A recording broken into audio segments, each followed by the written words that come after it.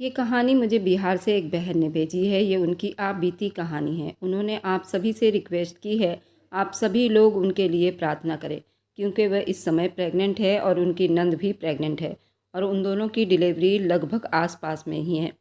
आप सभी से आशा करती हैं, आप सभी लोग उन दोनों के लिए प्रार्थना करेंगे और आप लोगों के प्रार्थनाओं से उनके घर में नन्हे-मुन्ने स्वस्थ मेहमान आ जाएँ। उनकी आप बीती कहानी का तात्पर्य है कि जैसे को तैसा। उन्होंने अपने नंद के साथ जैसा किया, सेम वैसा ही उनके साथ भी हुआ। स्वर्ग और नर्क इसी दुनिया में है। आपको मरकर स्वर्ग और नर्क में जाने की ज़रूरत नहीं है। सभी को इसी दुनिया में अपने कर्म के हिसाब से स्वर्ग और नर्क भोग कर जाना पड़ेगा। मेरी आप बीती कहानी ये है, मेरे पति ने इतने सारे पैसे जोड़कर नंद के दहेज के लिए रखे हुए थे, जिसे देखकर मेरा दिल बेईमान होने लगा। भला मेरे पति की कमाई नंद पर क्यों लुटाई जा रही थी? इसलिए मैंने चालाकी से पति को अपने जेवर भी दे दिए कि नंद को दे दो, ताकि उसे मुझ पर शक न हो, और फिर वह सारे पैसे और जेवर चुराकर अपनी माँ के पास रखवा दिए और इल्ज़ाम नंद पर डाल दिया कि उसका चक्कर किसी और लड़के के साथ चल रहा था और उसने सब कुछ उस लड़के को दे दिया ताकि भाग सके। ये सुनकर पति ने नंद को खूब मारा और घर से धक्के देकर बाहर निकाल दिया। मैं बहुत खुश हुई, मायके गई, पर मेरी टांगें बेजान होने लगी ज़मीन पर गिरते। ये था कहानी का शीर्षक। अब सुनिए पूरी कहानी में। एक आम सी घरेलू औरत थी जो अपनी दुनिया अपने पति घर तक सीमित रहती थी। मेरी शादीशुदा ज़िंदगी बहुत अच्छी बीत रही थी। मैंने अपने पति के साथ अपने घर मनचाही ज़िंदगी बिता रही थी। शादी को अभी कुछ ही साल हुए थे और मैंने हमेशा चाहा था मेरा पति सिर्फ मेरा हो, उसकी मोहब्बत सिर्फ मेरी तक सीमित रहे। मैं अपने पति की मोहब्बत में किसी को शामिल नहीं कर सकती थी। मेरे ख्याल में एक पति पर सबसे ज़्यादा उसकी पत्नी का ही हक होता है। मैं अपने पति के मामले में बहुत बहुत एहसास और जज्बात रखती थी। मेरी एक ही नंद थी जो मेरे पति से कुछ साल छोटी थी। मेरे पति की ज़िंदगी में मेरी नंद की खास जगह थी। इसी वजह से मुझे अपने नंद से बहुत जलन होती थी। मेरा पति मुझसे ज़्यादा मेरी नंद को अहमियत देता, क्योंकि हर मामले में मुझसे ज़्यादा पहले उसकी पूछताछ की जाती। मेरी अहमियत इस घर में पिंकी से कहीं कम थी। ये शिकायत मैं अपने पति से तो नहीं करती, मगर मेरी नंद मेरी नज़रों में हमेशा ही खटकती रहती थी। मेरा पति मेरी नंद से बहुत प्यार करता और बहुत प्यार से पेश आता तो मैं जल भुनकर राख हो जाती। वह सिर्फ दो ही भाई बहन थे। मेरे ससुराल में मेरा परिवार बहुत छोटा था। मुझे अपने पति का इस तरह उससे प्यार करना बहुत बुरा लगता था। मेरा पति मेरे अलावा अपना प्यार मोहब्बत किसी और पर निछावर करे। मैं अपने पति के मोहब्बत की अकेली हकदार थी और ये मैं खुद को ही ठहराती थी। ऐसा होता भी क्यों ना, आखिर को मैं अपने पति की दिल की और उसके पूरे घर की अकेली मालकिन थी। मेरे पति ने अपनी बहन की शादी के लिए बड़ी मेहनत से पैसे जोड़कर रखे हुए थे। वे हर महीने की तनख्वाह में से कुछ हिस्सा अलग कर देते और मुझे अक्सर कहते, ये पैसे पिंकी के खुशियों के लिए हैं। मैं चाहता हूँ उसकी विदाई में कोई कमी ना हो। मैं अपनी बहन की शादी बहुत धूमधाम से करना चाहता हूँ, क्योंकि मेरी एक ही तो बहन है। अगर मैं उसके लाड प्यार और उसके नखरे नहीं उठाऊँगा तो फिर कौन उठाएगा। मेरी ये दिल की इच्छा है कि मैं अपनी बहन को वह सारी खुशियाँ दूँ जिसकी वह हकदार है। मैं अपने पति की बातों को सुनकर सर हिलाकर मुस्कुरा देती, पर अंदर ही अंदर मेरा दिल जल भूनकर राख हो जाती। मेरे पति की कमाई मेरी नंद पर क्यों लुटाई जा रही थी, जबकि उसकी कमाई की असली हकदार तो मैं ही थी। तो फिर सारी दौलत मेरी नंद पर क्यों लुटाई जा रही थी। मेरा पति दिन रात मेरी नंद के रिश्ते के लिए परेशान रहते। बहुत जल्द मेरी नंद के लिए एक अच्छा रिश्ता आया तो मैंने दिल ही दिल में भगवान का धन्यवाद किया। चलो इस मुसीबत से मेरी जान तो छूटेगी जो आए दिन हमारी मोहब्बत के बीच में रहती है। कम से कम इस बला से मेरी जान तो छूटेगी। जहाँ पर पिंकी की शादी से खुश थी, वहीं मेरे अंदर एक जलन की आग भड़क रही थी, क्योंकि जितना कुछ पिंकी को दिया जा रहा था, मुझे इतना कुछ अपने मायके से नहीं मिला था। मैं जलन की आग में सुलग रही थी, क्योंकि जो पिंकी के पास था वो मेरे पास नहीं था। नंद की शादी की तैयारियों में सारा घर बिजी था, लेकिन मेरे दिल में जलन और खुदगर्जी की अलग अलग सोच चल रही थी। मैंने सोचा कि अगर ये सब पैसा और जेवर नंद के बजाय मेरे काम आ जाए तो मेरी ज़िंदगी संवर सकती है। मेरे दिमाग पर शैतान सवार हो चुका था और मैं उस जेवर और पैसों को हासिल करने की तरकीब सोचने लगी। दिन रात मैं यही सोचती रही, किस तरह मैं ये सब कुछ हासिल कर लूँ। मैं कोई ऐसा तरीका निकालना चाहती थी जिससे किसी को मुझ पर कोई शक ना हो और सब कुछ मेरे हत्थे चढ़ जाए। एक दिन मैंने चालाकी से अपने जेवर को भी अपने पति को दे दिए और कहा, ये भी पिंकी के शादी के लिए रख लो। आखिर को मैं भी तो उसकी भाभी हूँ, मेरा भी तो कोई फ़र्ज़ बनता है। आपकी तरह मैं भी चाहती हूँ कि पिंकी की शादी में कोई कमी न रहे। हमें कोई कसर नहीं छोड़नी चाहिए। आखिर को वह आपकी लाडली बहन है, तो उसकी शादी के लिए इतना तो मैं कर ही सकती हूँ। मेरे पति बोले, तुमसे ये जेवर नहीं ले सकता क्योंकि ये तुम्हारे माँ बाप ने तुम्हें दी है और इन पर सिर्फ तुम्हारा हक है। मैं बोली, आपकी ज़िंदगी में शामिल होने के बाद जो कुछ मेरा है वह आपका भी है। पति ने मेरे इस जज्बे को सराहा और मुझे गले से लगा लिया।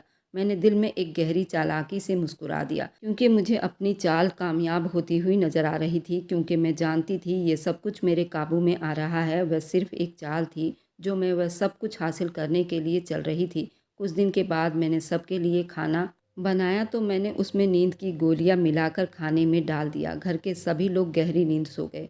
मैं इस मौका की तलाश में थी। अपने कमरे में जाने के बाद मैंने देखा मेरे पति के ऊपर दवाइयों का असर गहरा हो चुका है। तो मैंने अलमारी से वे सारे पैसे और जेवर चुरा लिए, जो कि मेरी माँ का घर मेरे पास में ही था। मैं जल्दी से वो पैसे और जेवर अपनी साड़ी के पल्लू में छुपाए अपनी माँ के घर पहुँच गई और अपनी माँ से बोली, माँ, ये मेरे कुछ जेवर हैं, आप अपने पास रख लो।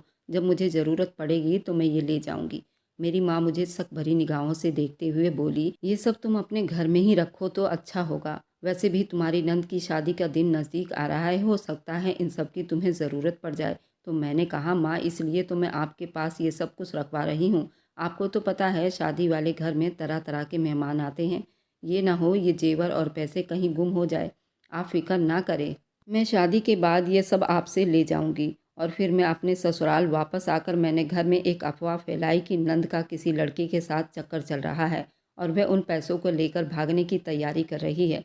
पति ने पहले तो इस बात पर यकीन नहीं किया, क्योंकि उसे अपनी बहन पर बहुत भरोसा था। वह इस भरोसे को ठेस नहीं पहुंचा सकती थी, क्योंकि पिंकी शुरू से ही बहुत सुलझी हुई लड़की थी। तो घर वालों का मेरी बात पर यकीन करना मुश्किल था।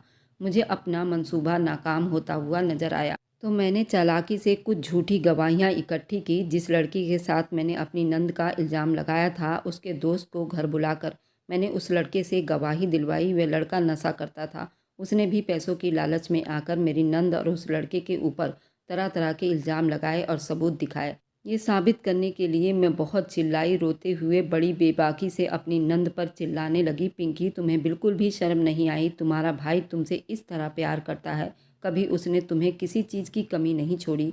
उसके बावजूद भी तुम ये सब करने जा रही थी। अगर तुम्हें कोई पसंद था तो हमें पहले ही बता देती, हम इस रिश्ते के लिए मना कर देते। जब भी मेरी नंद कुछ बोलने के लिए मुंह खोलती तो मैं उसे कुछ भी बोलने का मौका ना देती। वह हक्का बक्का मेरी तरफ देखती रह जाती, क्योंकि उसे अपने ऊपर लगने वाले इल्ज़ाम पर यकीन नहीं आ रहा था। मैं दिल ही दिल में खुश हो रही थी कि अब तो नंद के पास ये घर छोड़ने के अलावा कोई और चारा नहीं था। मैं बड़ी मक्कारी से बोली, मैंने पहले भी तुम्हें कई बार लड़के से मिलते हुए देखा था और तुम्हें समझाने की कोशिश की, मगर तुम तो इस लड़के के पीछे इस तरह पागल हो चुकी थी। तुमने अपने भाई की इज्जत का भी ख्याल नहीं रखा। मैंने सोचा भी नहीं था कि तुम अपने भाई के प्यार का इस तरह से गलत फ़ायदा उठाओगी। मेरी नंद बोली, भाभी, भगवान का डर करो। आपने जो भी मुझ पर इल्ज़ाम लगाए हैं ये सब के सब इल्ज़ाम झूठे हैं। मैं भी इस घर से उसे निकालने की ठान चुकी थी। तो मैं बोली, चलो मान लिया कि ये सब इल्ज़ाम झूठे हैं, तो वो पैसे और जेवर कहाँ गए जो तुम्हारे भाई ने तुम्हारी शादी के लिए न जाने कब से जमा कर रखे थे? तो मेरी नंद ने बेगुनाह होते हुए भी नज़रें झुका ली। झूठी गवाहियाँ सुनने के बाद पति ने नंद को बहुत डांटा और मारा। गुस्से में आकर उसे घर से निकाल दिया। वह रो रही थी, अपने भाई की विनती कर रही थी, भाई, मैंने कुछ नहीं किया, मुझ पर भरोसा करो। क्या मैं इस भाई के भरोसे को तोड़ सकती हूँ जिसने मुझे इतना प्यार और इतना मान सम्मान दिया? मैं उन जेवरात और पैसों के बारे में कुछ नहीं जानती, मगर मेरा पति पिंकी की किसी भी बात को सुनने के लिए तैयार ही नहीं था। मैंने पति के कान भरते हुए कहा, ये सब उसके करतूतों का नतीजा है, हमें उसकी बातों का भरोसा नहीं करना चाहिए। पति ने मुझे दिलासा दिया और नंद को घर से निकाल दिया। मेरी नंद को घर से निकालने के बाद मेरा पति बहुत परेशान था, लेकिन मुझे कोई परवाह नहीं थी, क्योंकि मैं अब उस मकसद में कामयाब हो चुकी थी। उसके साथ ही मैं अपने मायके चली गई थी, लेकिन वहाँ पहुँचते ही मेरा जिस्म अजीब सा महसूस करने लगा। मेरे पाँव सुन्न हो रहे थे और दिल में बेचैनी बढ़ रही थी। मैं अपने कमरे में गई और ज़मीन पर गिर पड़ी। उस वक्त मेरी हालत बहुत बुरी थी। मेरे मायके जाने के बाद जैसे ही मैं अपने कमरे में पहुंची। मेरी सांसें उखड़ उखड़ कर आने लगी, टांगें जवाब दे रही थी और दिल में एक अनजाना डर पैदा हो रहा था। वह चोरी, वह झूठ जो मैंने नंद पर थोप दिया था, अब मुझे अपनी जकड़ में ले रहा था। अचानक मेरी माँ कमरे में आई और मेरे पीले पड़ते चेहरे को देखकर परेशान हो गई और बोली, बेटी क्या हुआ? अभी तो तुम बिल्कुल ठीक थी। मेरा जिस्म ठंडा पड़ चुका था। डर के मारे मेरा पूरा बदन कांप रहा था। मेरी ऐसी हालत देखकर माँ ने पूछा, बेटी क्या हुआ? तुम इतनी घबराई हुई क्यों लग रही हो? मैंने झूठ बोल दिया, कुछ नहीं, बस थोड़ी थकन है। लेकिन मेरी आंखों की बेबसी सच उगलने को बेताब थी। मेरी आंखें देखकर कोई भी पहचान सकता था मैं कोई बहुत बड़ा सच छुपा रही हूँ। मेरे अंदर की बेचैनी मुझे कहीं भी सुकून नहीं लेने दे रही थी। अगले दिन पति का फ़ोन आया। उसकी आवाज़ में अजीब सा दर्द, बेबसी थी। एक पल को तो मुझे लगा जैसे मेरा दिल किसी ने अपनी मुट्ठी में जकड़ लिया हो। मेरा पति बोला, तुम्हें पता है, माँ के घर के सामने कुछ लोग नंद की बात कर रहे थे। वह कह रहे थे वह लड़की किसी के साथ भाग गई है। मैं ये सब सुन नहीं पाया कि मेरी अपनी बहन ने मुझे धोखा दिया। आखिर किस चीज़ की कमी थी? मैंने अपनी औकात से बढ़कर अपनी बहन के बारे में सोचा और जो उसने हमारे साथ किया। अपने पति की बातें सुनते ही मैं चुप रहने की कोशिश की, लेकिन दिल में डर बढ़ रहा था, कहीं न चाहते हुए भी मेरे मुंह से सच ना निकल जाए। कुछ दिन के बाद मालूम हुआ कि नंद किसी दूसरे गांव में देखी गई थी। पति को शक हुआ, उसने वहां जाने की तैयारी शुरू कर दी। उसी बीच मेरे दिल की बेसुकूनी मेरे जिस्म पर असर डालने लगी। रातों को नींद नहीं आती थी। मुझे हर वक्त यही डर लगा रहता था, अगर मेरा झूठ मेरे बारे में मेरे पति को पता चल गया तो न जाने मेरे साथ क्या कुछ कर जाएंगे। यही डर मेरे हवास पर छाया हुआ था। एक बेगुनाह के ऊपर इतना बड़ा इल्ज़ाम लगाकर मैंने अच्छा नहीं किया। जब मेरे पति नंद को ढूंढने निकले तो मेरी माँ ने मुझे अकेले में बिठाया। बेटी, सच बताओ, तुम्हारी हालत ठीक नहीं लग रही, कुछ छुपा रही हो, आखिर बात क्या है? मैं नोट कर रही हूँ कि तुम कुछ दिनों से बहुत परेशान हो और चुप चुप सी रहती हो, किसी से सीधे मुंह बात भी नहीं करती। तुम्हें देखकर ऐसा लगता है तुम दिल में कोई बहुत बड़ा राज छुपाए बैठी हो। कोई डर है जो तुम्हें परेशान कर रहा है। अगर तुम चाहो तो मुझसे खुलकर बात कर सकती हो। आखिर को मैं तुम्हारी माँ हूँ। मुझे तो बताओ, आखिर तुम्हारी ऐसी हालत क्यों हुई है? मेरी आंखों से आंसू बहने लगे, लेकिन मैं फिर भी जुबान बंद रखी। मेरे अंदर एक अजीब सा डर पल रहा था, कहीं सच सामने आ गया तो मेरा अंजाम क्या होगा? क्या मेरा सच सबके सामने आने के बाद मुझे माफ़ कर देंगे, या फिर पिंकी की तरह मुझे भी बेसहारा घर से निकाल दिया जाएगा? पति नंद को ले आया, लेकिन वह चुप थी। उसकी चुप्पी मुझे और ज़्यादा डरा रही थी। उसने कुछ भी सफाई देने से मना कर दिया। पति ने गुस्से से कहा, तुमने हमें धोखा दिया, अपनी इज्जत हमारी इज्जत दोनों खराब की। मुझे तुमसे ऐसी उम्मीद ना थी, तुम हमारे साथ ये सब करोगी। लेकिन मेरी नंद ने सिर्फ एक शब्द कहा, भाई जो सच है वक्त आने पर सामने आ जाएगा। ना पहले मेरी गवाही सच साबित हुई थी और ना अब कोई भी मेरी बात पर भरोसा करेगा। इसलिए सब कुछ मैंने वक्त पर छोड़ दिया है। वक्त ही सबसे अच्छा है। वक्त आने पर सभी जान जाएंगे मुझ पर लगाया गया इल्ज़ाम कितना सच है, या फिर किसी की सोची समझी साजिश का हिस्सा। ये सुनकर मेरा दिल धड़कने लगा। उस वक्त मुझे ऐसा लगा जैसे अभी मेरा झूठ सबके सामने आ जाएगा। नंद की चुप्पी में जैसे कोई राज छुपा हुआ था।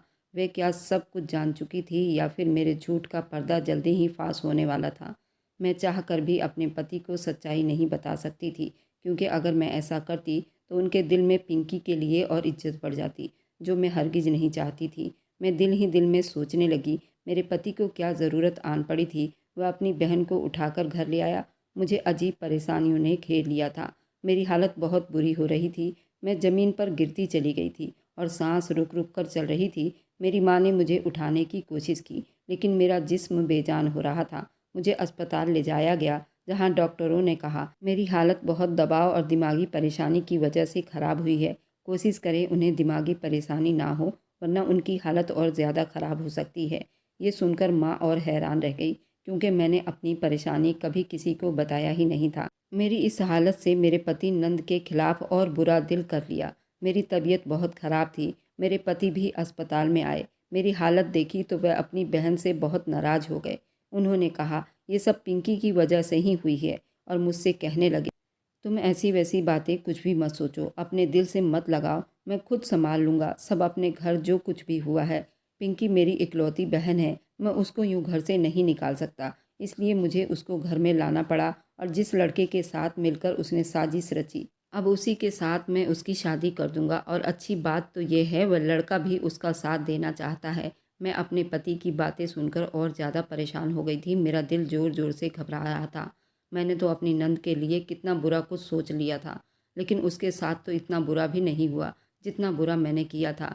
जिस लड़के के साथ मैंने अपनी नंद का इल्ज़ाम लगाया था, उस लड़के को क्या पड़ी थी मेरी नंद से शादी करने की? आखिर मैं ये सब पता लगा कर रहूँगी, उस लड़के को भी उसके खिलाफ़ करूँगी। पहले मैं ठीक हो जाऊँ। मेरा पति मेरी तबीयत देखकर बहुत परेशान हो गया। उसने मुझे तसल्ली दी और कहा, मैं जानता हूँ तुम अपना ख्याल करो। मैं अपनी बहन पिंकी की शादी करके दोबारा आऊँगा और तुम्हें घर लेकर जाऊँगा। तुम्हें इन सब बारे में सोचने की कोई ज़रूरत नहीं।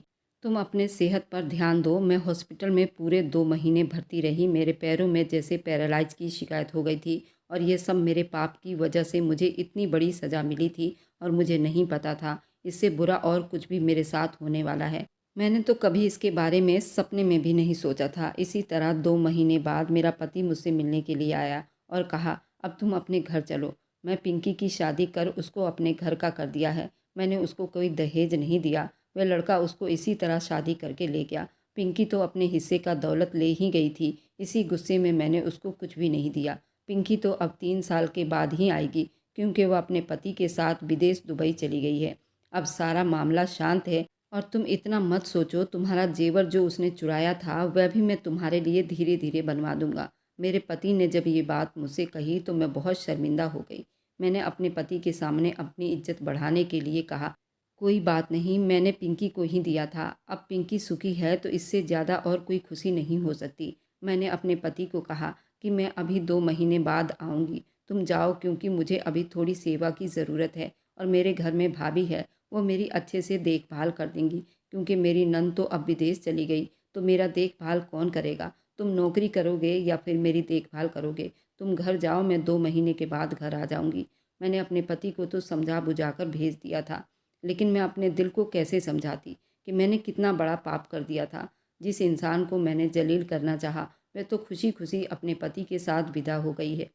मम्मी मुझे जैसे ही घर लेकर आई तो मेरी भाभी का कोई अता पता नहीं था, पर मेरा भाई भी पिछले 2 महीने से मुझसे मिलने नहीं आया था। मेरी मम्मी बता रही थी, मेरी भाभी की बहन की शादी थी तो वह वहाँ पर गई हुई थी और उसे गए हुए पूरे 2 महीने बीत गए थे और मुझे भी यहाँ आए हुए पूरे 4 महीने बीत गए थे। मैं थोड़ा आज आराम महसूस कर रही थी। मैंने माँ से कहा कि मैंने आपको जो अपना जेवर और पैसे रखने के लिए दिया था, आप मेरे पास ले आओ। मुझे उन पैसों की ज़रूरत है। मेरी माँ गई तो काफ़ी देर लगा दी। मैं माँ को बार बार आवाज़ दे रही थी, माँ क्या हुआ, आप इतनी देर क्यों लगा रही हैं?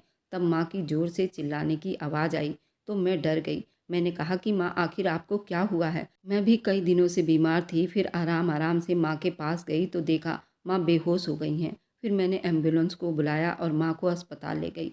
माँ को दिल का दौरा पड़ गया था। जब माँ होश में आई तो माँ ने कहा, बेटी हम तो लुट गए। जो तुमने जेवर और पैसे दिए थे वे उस जगह पर नहीं है, न जाने वे कहाँ हैं। अब क्या होगा? तुम्हारे ससुराल वाले तो तुम्हें उल्टी सीधी बातें सुनाएंगे। अब तुम्हारे ससुराल में तुम्हारी कोई इज्जत नहीं रहेगी।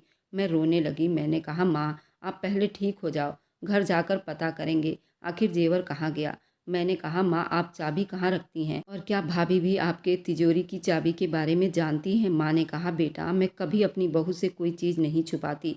उसे पता रहती है कि मेरी चाबी कहाँ है। लेकिन बहू ऐसी नहीं है, वह आखिर क्यों तुम्हारे जेवर को ले जाएगी? मैंने कहा, माँ तुम बहुत भोली हो, तुम नहीं समझोगी। मैं ये बात गारंटी से कह सकती हूँ कि मेरे जेवर को भाभी ही लेकर गई है और वह पिछले 2 महीने से घर में नहीं है। उनकी बहन की शादी है और उन्होंने उसी जेवर को बेचकर अपनी बहन को दहेज दिया है। जब भाभी घर आएगी तो खुद ही राज खुल जाएगा। आप चुप रहिए, आप पहले ठीक हो जाओ। मेरी माँ अब ठीक थी। माँ को अस्पताल से घर ले आए थे। मैंने जो किया था मेरे आगे वह सब आ ही रहा था। जो काम मैंने किया था वही मेरी भाभी ने मेरे साथ किया। जब भाभी घर आएगी तो सारी सच्चाई खुद ब खुद सामने आ जाएगी। मैंने भाई को फ़ोन किया, तुम दोनों कब आओगे? भाई ने कहा, मैं तो नहीं आ पाऊँगा, तेरी भाभी जाएगी, क्योंकि मैं यहीं से शहर जा रहा हूँ, क्योंकि मेरी छुट्टियाँ अब ख़त्म हो गई है। मेरी साली आज ससुराल वापस जाएगी तो तुम्हारी भाभी भी वहाँ से घर आ जाएगी। भाई ने पूछा, तुम्हारी तबीयत कैसी है? मैंने कहा, भाई मेरी तबीयत पूछने के लिए बहुत बहुत धन्यवाद, क्योंकि तुम तो मुझे देखने भी नहीं आए कि मैं किस हाल में हूँ। भाई ने कहा, कोई बात नहीं, मैं भी यहाँ शादी में बिजी हो गया था और तुम्हें तो पहले से ही पता है कि तुम्हारे भाभी का कोई भाई नहीं, तो मुझे ही ये सब कुछ संभालना पड़ा। और बताओ माँ की तबीयत कैसी है? तुम माँ के बारे में क्या ही पूछोगे? पहले अपना ससुराल और अपनी ड्यूटी संभालो, माँ तो जैसी है वैसी है। भाई ने तुरंत फ़ोन काट दिया क्योंकि उसके दिल को लग गई थी। अब मैं बहुत परेशान थी। मैंने जो पाप किया था वो मेरे आगे ही आ रहा था। कहते हैं नर्क मरने के बाद मिलता है, लेकिन मैं तो जीते जी नर्क देख रही थी। अब इससे ज़्यादा क्या देखती? मेरे भाई को ना तो मेरी माँ की परवाह थी और ना ही मेरी। भाभी आती तो सारी सच्चाई पता चल जाती। भाभी पूरे 1 हफ्ते बाद आई। जब मैंने भाभी से कहा भाभी आपने मेरे जेवर चुराए हैं, मेरी भाभी थोड़ी सकपका गई। फिर वह रोने लगी, कहने लगी कि तुम मुझ पर चोरी का इल्ज़ाम लगा रही हो। मैंने कहा भाभी बस मैं आपके मुंह से सच सुनना चाहती हूँ। आप बताओ आपने जेवर निकाला है या नहीं? वह रोने लगी और कहने लगी वह जेवर मैंने तो नहीं निकाला, लेकिन हाँ तुम्हारे भाई ने शायद वह जेवर निकाला है, क्योंकि उन्होंने जहाँ कमेटी भरी थी वहाँ से उनको पैसे नहीं मिले थे और मेरी बहन के शादी के लिए पैसे चाहिए थे। उसके जेवर का भी हमने ही इंतज़ाम करना था, इसलिए मेरे पति ने वे जेवर और पैसे मुझे ले जाकर दिए थे। लेकिन जब मैंने उसमें तुम्हारे जेवर देखे तो मैं पहचान गई ये सारे जेवर तो तुम्हारे हैं। मैंने तुम्हारे जेवर तो अपनी बहन को नहीं दिए, लेकिन जो जेवर उसमें एक्स्ट्रा थे वो जेवर मैंने अपनी बहन को दे दिए हैं और पैसे भी मेरी बहन की शादी में लग गए हैं। तुम्हारे भाई को 6 महीने के बाद सारे पैसे मिल जाएंगे तो तुम्हारे वे जेवर भी लौटा देंगे। मुझे नहीं मालूम था वे तुम्हारे पैसे और तुम्हारे जेवर हैं। मेरे कर्मों की सज़ा तो मुझे मिल चुकी थी।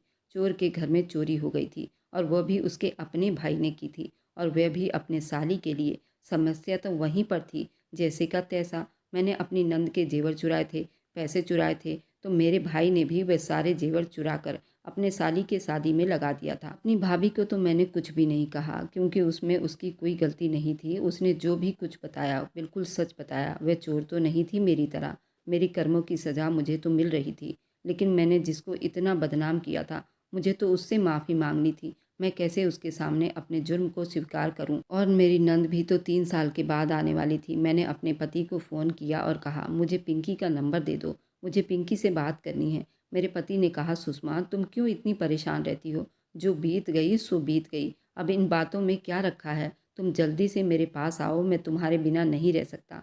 मैं अपने पति की बातों से बहुत शर्मिंदा हो रही थी। मैं क्या बताती, उसमें सारी गलती तो मेरी है। मैंने अपने पति से कहा ऐसी बात नहीं है आकाश, मुझे अपनी नंद से बात करनी है और मेरा बड़ा मन कर रहा है कि मैं उससे बात करूं। तब आकाश ने मुझे पिंकी का नंबर दिया और मैंने पिंकी के पास फ़ोन मिलाया। मैं हेलो कहते ही रो पड़ी थी। मैंने कहा पिंकी तुम कैसी हो? वह भी मेरी आवाज़ सुनकर खुश हो गई। पिंकी ने कहा भाभी तुम्हारी तबीयत कैसी है? तुम ठीक हो? मैंने कहा हाँ पिंकी मैं ठीक हूँ। पहले तुम बताओ मैंने तुम्हारे साथ बहुत बड़ी गद्दारी की है। पिंकी ने कहा कैसी गद्दारी? मैंने उस लड़के के साथ तुम्हारा झूठा इल्ज़ाम लगाया था और तुम उस कारण कई दिन घर से बाहर रही थी। पिंकी ने कहा मुझे वह सब याद है, लेकिन भाभी अनजाने में तुमने बहुत अच्छा किया। जिस लड़के के साथ तुमने मेरा इल्ज़ाम लगाया था वो मेरे क्लास का ही लड़का था और शायद वो पहली क्लास से ही मुझे पसंद करता था। उसने 2 बार मुझे प्रपोज भी किया था, लेकिन मैंने उसका प्रपोजल एक्सेप्ट नहीं किया था और तुमको यही बात पता चली तो तुमने उस लड़के के साथ मेरा इल्ज़ाम लगा दिया। लेकिन सिर्फ मैंने उसका प्रपोजल एक्सेप्ट नहीं किया था, वह लड़का तो मुझे भी पसंद था। और जब तुमने उसके साथ मेरा इल्ज़ाम ही लगा दिया तो मैंने कोर्ट में जाकर शादी कर ली और वह भी खुश और मैं भी खुश। फिर भाई ने हम दोनों को बुलवा कर दोबारा शादी करवा दी। मेरे पति के माँ बाप भी बहुत समझदार हैं और खुश हैं और उन्होंने ही मुझे उनके साथ दुबई भेज दिया है और हम दोनों ही यहाँ जॉब करते हैं और अपनी ज़िंदगी में खुश हैं। तुम इतनी परेशान क्यों हो भाभी? आखिर जेवर तो तुमने ही चुराया था, मुझे तो पहले से ही शक था, लेकिन ये बात मैं साबित नहीं कर सकती थी क्योंकि मेरा भाई तुम्हें बहुत चाहता है। पिंकी की बातों को सुनकर रो पड़ी। मैंने कहा पिंकी मुझे माफ़ कर दो, तुम चाहो तो मैं सबके सामने अपने जुर्म को स्वीकार करने के लिए तैयार हूँ। पिंकी भी रोने लगी। पिंकी ने कहा नहीं, मेरा भाई तुम्हें बहुत चाहता है और अब मेरे भाई को ये सच्चाई पता चलेगी तो तुम उसकी नज़रों में गिर जाओगी और मैं नहीं चाहती कि दोबारा से ऐसा कुछ हो। जो जैसा है वैसा ही रहने दो। मैंने तुम्हें अपने दिल से माफ़ कर दिया है। मैं पिंकी की बात सुनकर बहुत तेज़ से रोने लगी और कहा पिंकी तुम इंसान ही नहीं तुम भगवान हो। पिंकी ने कहा कि ऐसा मत कहो, मैं भी तुम्हारी तरह इंसान हूँ और तुम सबसे अच्छी इंसान हो जो तुमने अपने अंदर बुराई को ढूंढ लिया और इतनी हिम्मत की उस इंसान से माफ़ी मांगने की। तुम्हें भगवान बहुत पसंद करेगा क्योंकि तुमने समय रहते ही अपने मुंह से उससे माफ़ी मांगी जिसका तुमने दिल दुखाया था। बस इससे बड़ी बात कुछ नहीं हो सकती और मैंने तुम्हें पूरे दिल के साथ माफ़ कर दिया है। जो भी हुआ अनजाने में हुआ, लेकिन बहुत अच्छा हुआ। लेकिन मेरे जैसे हज़ारों लड़कियां होंगी जो ऐसे घरेलू हिंसा से बुरी तरह से बर्बाद हो जाती हैं, सड़क पर आ जाती हैं। तो मेरी ये कहानी सुनाने का मतलब ये है कि मैंने समय रहते उस इंसान से माफ़ी मांगी जिसके लिए मैंने बुरा किया था। उसने भी मुझे माफ़ कर दिया। लेकिन ऐसा मौका हर किसी को नहीं मिलता। जिनको मिलता भी है तो ये सब नहीं करना चाहते, क्योंकि उनकी इज्जत और अहंकार उनके सामने आ जाती है और वह इसी दुनिया में नर्क बनकर रह जाते हैं। इस बात को चाहे वह एहसास करें या ना करें, लेकिन उनका ज़मीर उन्हें हमेशा इस बात के लिए झकझोरता है। मेरी बात से कितने लोग सहमत हैं, आप लोग कमेंट करके ज़रूर बताएं। मेरी नंद पिंकी भी प्रेग्नेंट है और मैं भी प्रेग्नेंट हूँ। आप लोग हमारे लिए प्रार्थना कीजिए कि हमारे घर में नन्हे मुन्ने मेहमान आए और हमारा जीवन फिर से खुशियों से भर जाए। मेरी वीडियो जहाँ से भी आप लोग देखते हैं, कमेंट में अपने शहर और राज्य का नाम ज़रूर बताएं। मुझे आप लोगों के कमेंट पढ़ने में बहुत आनंद आता है और उन सभी का मैं बहुत बहुत धन्यवाद करना चाहती हूँ जो लोग मेरी वीडियो को देखते हैं और लाइक करते हैं और शेयर करते हैं। अगर आपको आज की कहानी पसंद आई है तो वीडियो को ज़रूर लाइक कीजिएगा और अपने दोस्तों के साथ शेयर भी कीजिएगा। और हाँ, अगर आपने अभी तक हमारे चैनल को सब्सक्राइब नहीं किया है तो ज़रूर सब्सक्राइब कर लें। मिलते हैं हम अपनी कल की एक और नई दिलचस्प कहानी के साथ। मुझ पर सदा अपना प्यार और स्नेह बनाए रखें। सभी को मेरा प्यार भरा नमस्कार दोस्तों।